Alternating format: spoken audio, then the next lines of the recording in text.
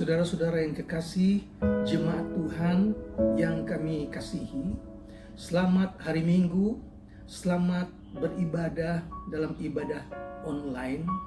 Saya harap keadaan saudara dalam keadaan baik dan sehat. Meskipun di sekeliling kita melihat begitu banyak orang yang tercekam, banyak keadaan yang duka cita ada di mana-mana, saudara. Tetapi kita harus membedakan bahwa kita ini adalah anak-anak Tuhan yang Tuhan lindungi, Tuhan jaga. Oleh sebab itu kita harus bertahan, pelihara sukacita dalam hati kita. Di dalam Mazmur pasal 137 ayat yang pertama, di tepi sungai-sungai Babel, di sanalah kita duduk sambil menangis. Apabila kita mengingat Sion, pada pohon-pohon gandarusa di tempat itu, kita menggantungkan kecapi kita. Sebab di sanalah orang-orang yang menawan kita meminta kepada kita memperdengarkan nyanyian, dan orang-orang yang menyiksa kita meminta nyanyian sukacita. Nyanyikanlah bagi kami nyanyian dari Sion. Saudaraku, yang terjadi pada orang-orang Israel pada waktu itu, ketika mereka ditawan di negeri asing, mereka duduk di tepi sungai dan mereka hanya dapat menangis. Alat kecapi mereka gantungkan di bawah pohon gandarusa.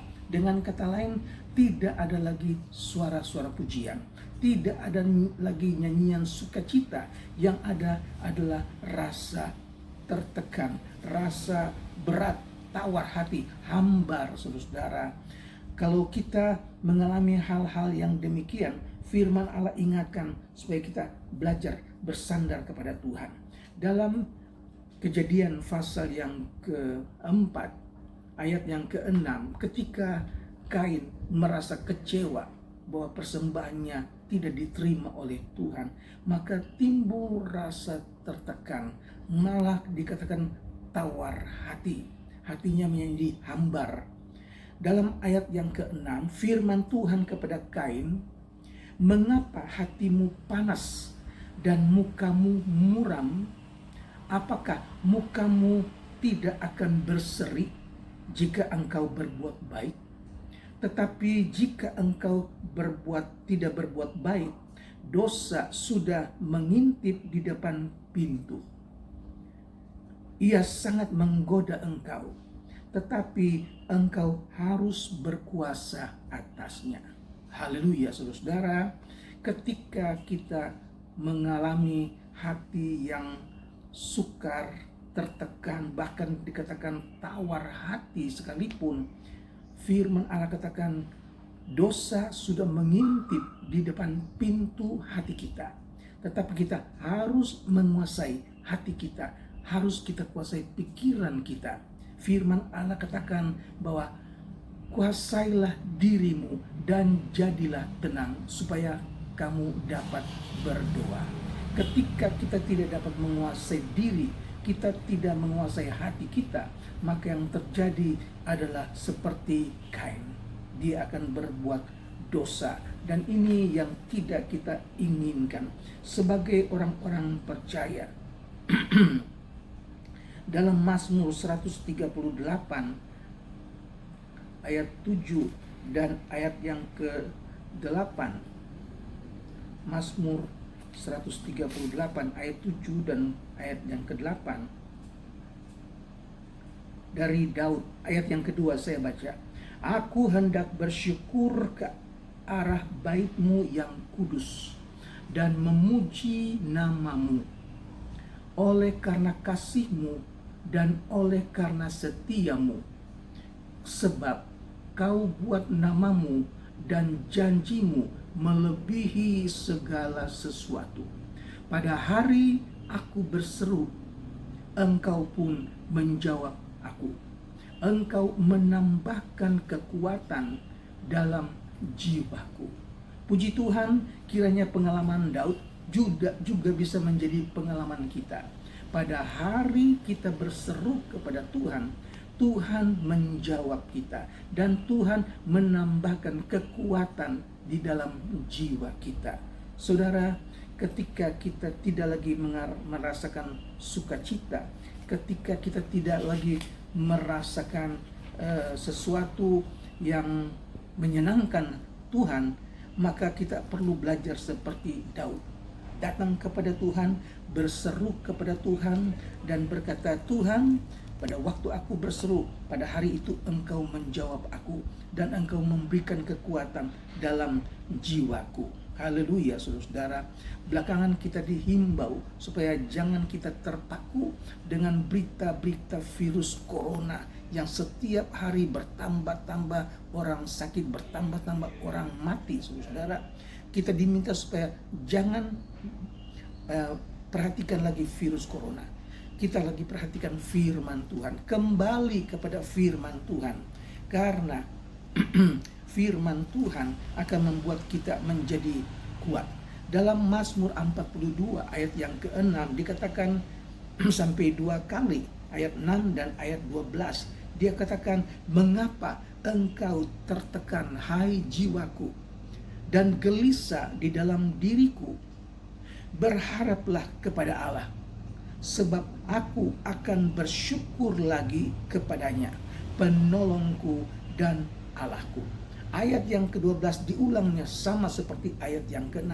Itu berarti bahwa ayat-ayat ini perlu kita ingat, perlu kita alami dalam hati kita. Mengapa engkau tertekan, hai jiwaku, dan gelisah di dalam diriku? Berharaplah kepada Tuhan. Haleluya.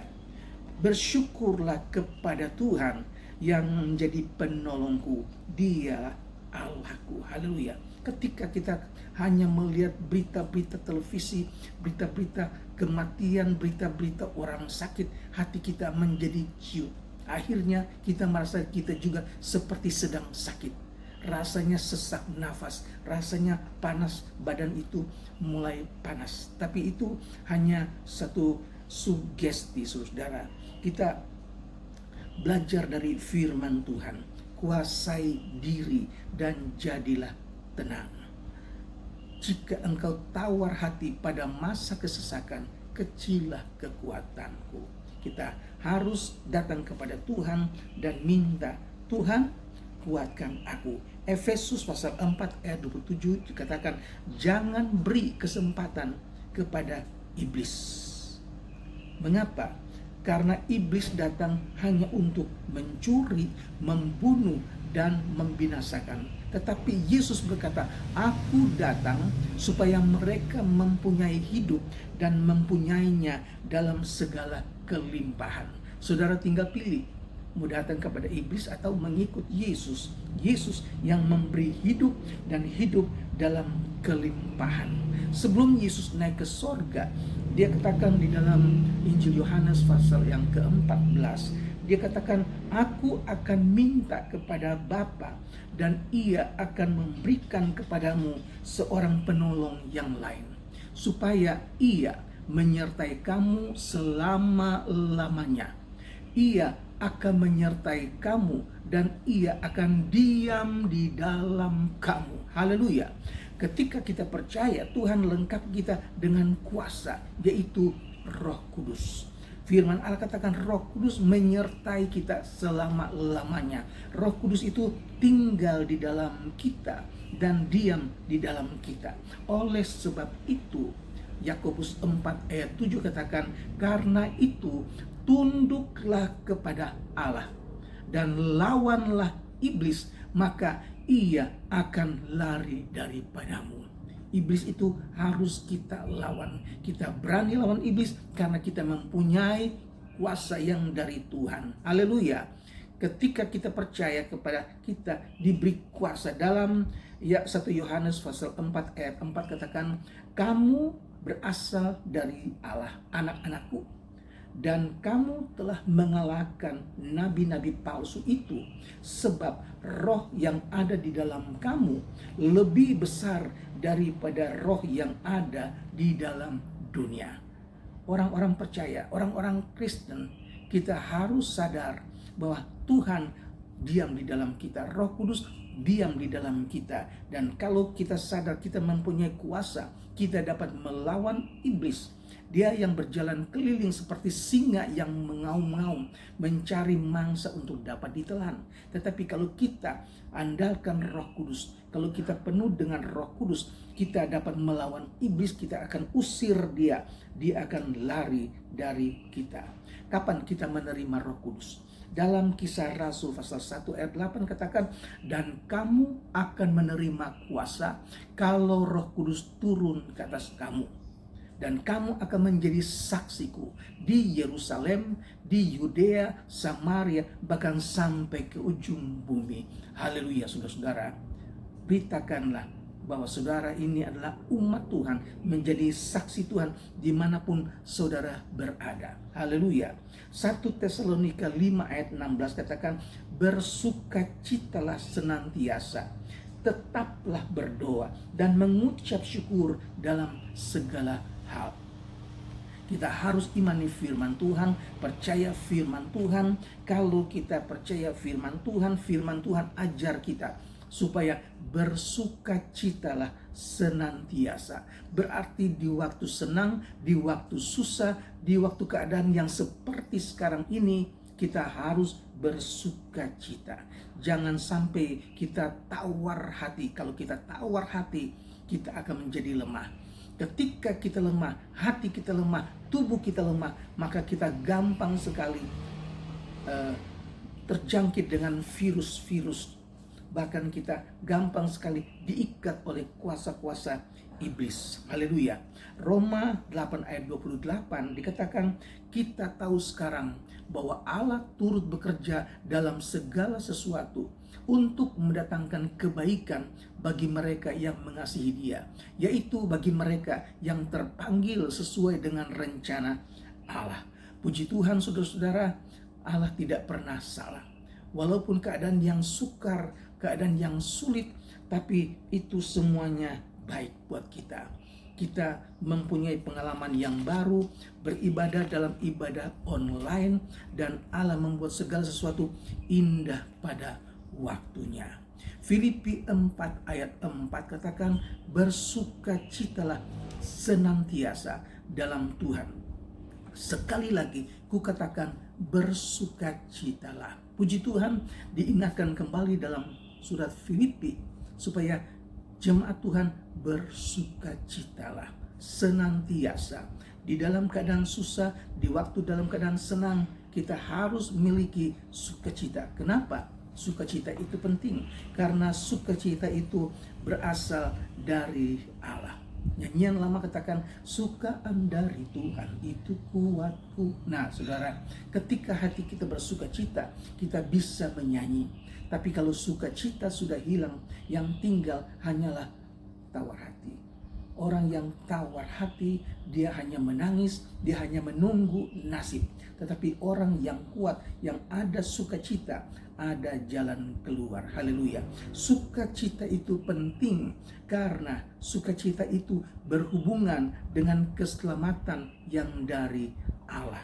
Haleluya, saudara. Sukacita itu berhubungan dengan keselamatan. Mazmur 5 ayat 12 katakan, tetapi semua orang yang berlindung padamu akan bersukacita. Mereka akan bersorak-sorai selama-lamanya karena engkau menaungi mereka. Dan karena engkau akan bersukaria orang-orang yang mengasihi namamu. Haleluya, saudara. Tetapi semua orang yang berlindung kepada Tuhan akan bersukacita. Kalau saudara berlindung pada Tuhan, maka sukacita adalah bagian saudara. Puji Tuhan. Yang kedua, pentingnya sukacita karena sukacita itu mengalir dari Allah. Sukacita itu menjadi karakter, aspek dari buah roh. Haleluya. Kejadian Mazmur pasal yang ke-16 ayat yang ke-11, engkau memberitahukan kepadaku jalan kehidupan. Di hadapanmu ada sukacita berlimpah-limpah. Di tangan kananmu ada nikmat senantiasa. Puji Tuhan, saudara-saudaraku, di hadapan Tuhan ada sukacita berlimpah-limpah. Jadi kita tahu sekarang bahwa ketika kita tidak lagi bersukacita, kepada siapa kita harus datang? Kepada Tuhan. Bersyukur kepada Tuhan, berseru kepada Tuhan, Dia akan tambahkan sukacita berlimpah-limpah. Dalam kitab Roma pasal yang ke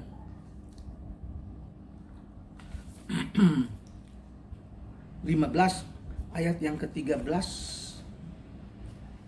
Roma pasal 15 ayat yang ke-13. Semoga Allah sumber pengharapan memenuhi kamu dengan segala sukacita dan damai sejahtera dalam iman kamu, supaya oleh kekuatan Roh Kudus kamu berlimpah-limpah dalam pengharapan. Puji Tuhan, saya baca sekali lagi. Semoga Allah sumber pengharapan memenuhi kamu dengan segala sukacita dan damai sejahtera dalam iman kamu, supaya oleh kekuatan Roh Kudus kamu berlimpah-limpah dalam pengharapan. Puji Tuhan, itu yang kedua. Jadi sukacita itu tidak datang secara otomatis, tidak dengan sendirinya dia datang, karena sukacita itu hanya datang, hanya dialami ketika kita memelihara hubungan yang baik dengan Tuhan. Haleluya.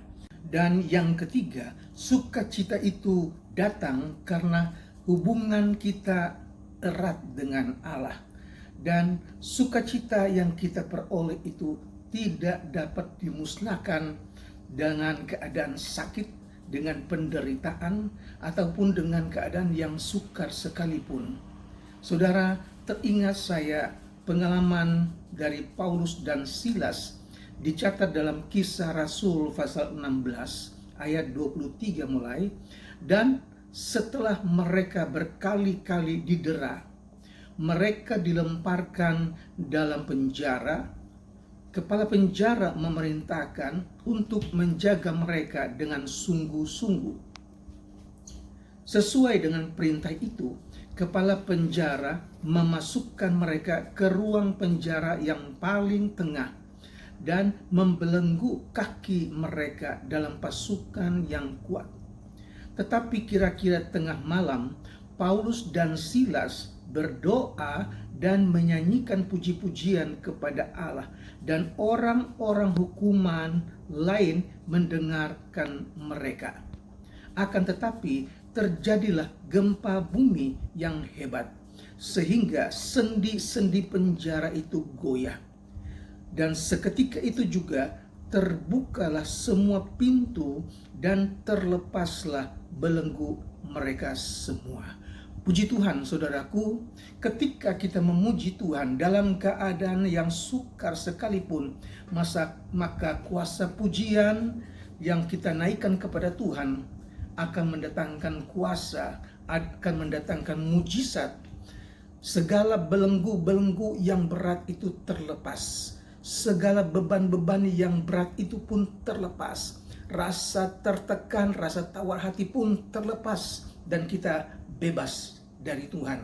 Puji Tuhan, kiranya Tuhan tolong kita sekalian, dan kita berdoa supaya puji-pujian yang kita naikkan kepada Tuhan merupakan sukacita yang kita dapatkan dari Tuhan. Kembalikan itu kepada Tuhan.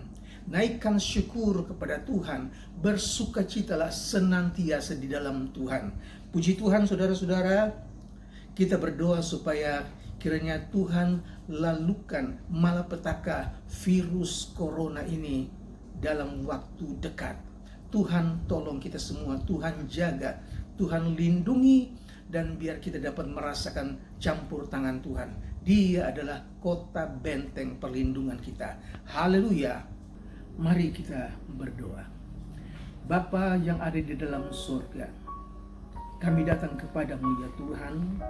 Kami sudah disegarkan dengan firman Tuhan, dan kami percaya jika Roh-Mu ada di dalam kami, kami mempunyai kuasa untuk melawan iblis.